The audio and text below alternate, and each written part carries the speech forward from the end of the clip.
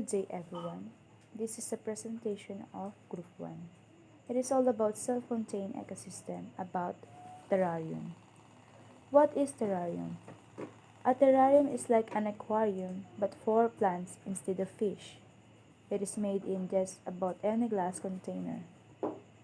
It is planted to look like a miniature garden or forest enclosed in its own little world. It is usually transparent and closed for keeping or raising plants or usually small animals indoors. Terrariums are one of the much popular and trendy home decoration. It is in urban homes where people have limited spaces. Terrariums add the much needed beauty to space and wipes away toxins from the atmosphere. For the uninitiated, a terrarium is generally a sealable glass container containing soil and plants. One can open it to maintain the plants. Terrarium contains soil and plants and can be opened for maintenance to access the plants inside. However, terraria can also be opened to the atmosphere rather than being sealed. Terraria are often kept as decorative or ornamental items. This contributes to creating an ideal environment for growing plants due to the constant supply of water, thereby preventing the plants from becoming overdry. Terrariums are rapidly gaining popularity in urban centers as a home decor. Items that lend a touch of whimsy and infuse a bit of nature in the household with relatively few hassles. These mini gardens create an instant focus of interest and liven up our homes in a way that is quite different from regular houseplants. Did you know the first terrarium was developed by botanist Nathaniel Bagshaw Ward in 1842? He used the terrarium known then as Wardian case to attempt exporting native British plants to Australia. He found that even after months of travel by ship, the plants arrived healthy and thriving in the glass case. This was the beginning of terrarium phenomenon. Procedure to make a terrarium. Number 1. First, we need to get the materials that we will make the terrarium plants in the jar. The materials are glass jar or transparent jar that are presented at home, rocks, sphagnum or peat moss, loam soil, small plants, and small animals, and other basic tools. Number 2. Once you have selected your container, you will want to add a layer of pebbles for drainage. That means that pebbles should be small in diameter. Number 3. After we put the pebbles or rock for drainage, we put the sphagnum moss or peat moss on the top of the pebbles or rocks. Number 4.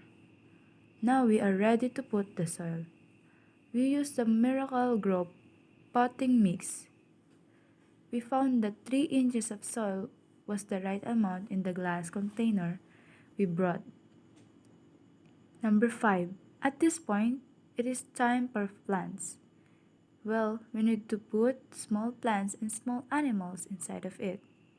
Last, after we put the plants and small animals inside the jar, give plants some water to become fresh and let's cover it and insert it for 4 days and check the result by day. Every day, we should check it to see what is going on inside the jar if there are changes.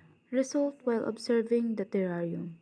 In 4 days of observing, we discovered that fresh plants such as Achaemenes and Pelea micropylea can last long inside the terrarium. We also put cyanide, millipede or also known as sing patty. As a result of all the studies that have been gathered, it has been found out that the most important materials used in terrarium are glass containers and natural and ornamental stones. It has been determined that mostly succulent plants can be grown are appropriate only for terrariums. It has been understood that a closed cycle will form in closed terrariums and that one should take care in choosing the related materials since there is no possibility of external interference. It has been understood that it is of utmost importance that all materials are clean and bacteria free. The draining stone shall be lightweight and porous, and the soil to be used shall be free of bacteria and living things. The soil must be able to accept plenty of air, and that the selective plants shall be able to survive high humidity.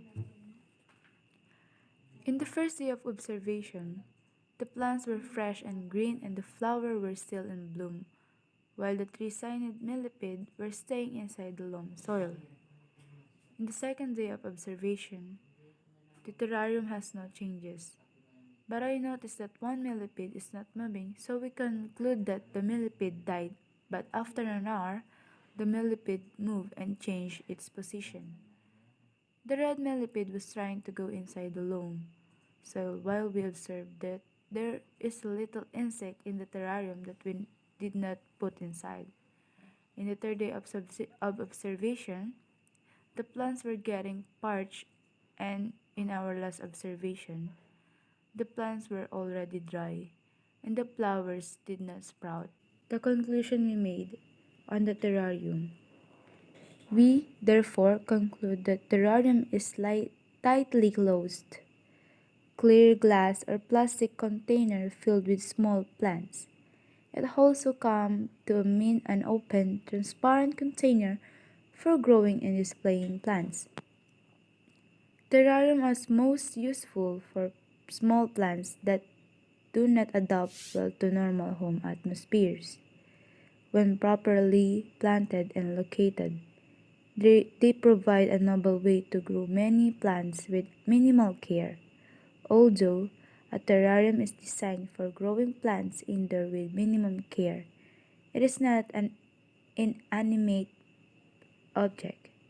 Some plants will thrive and others may die.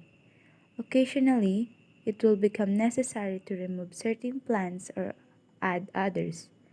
When adding plants, take all precautions described for planting the new terrarium.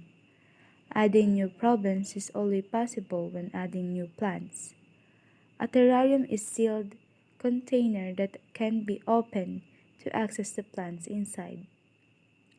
Closed terrarium create a unique environment for plants, as the clear walls trap heat inside and promote plant growth.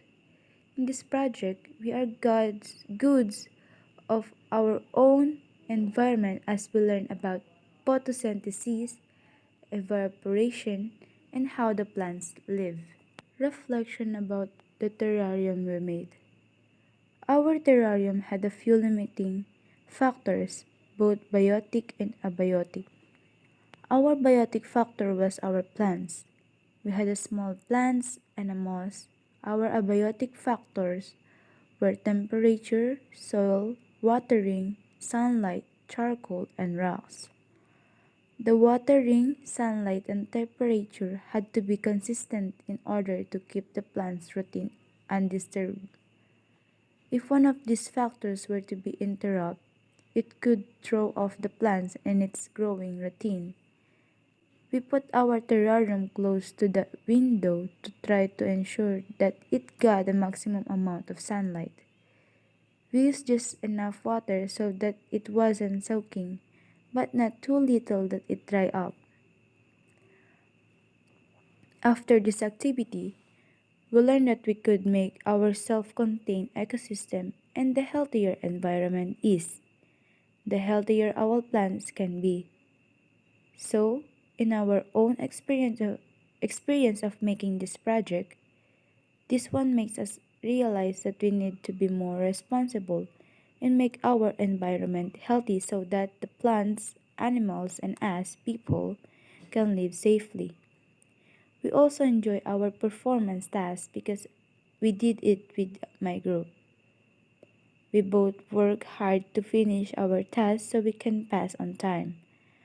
After doing the task and it turned out good, Everyone made their terrariums beautifully and creatively.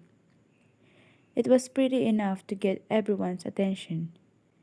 Many people will be amazed in our terrarium, and because of that, they are inspired to make terrarium and make them as a decoration inside the house.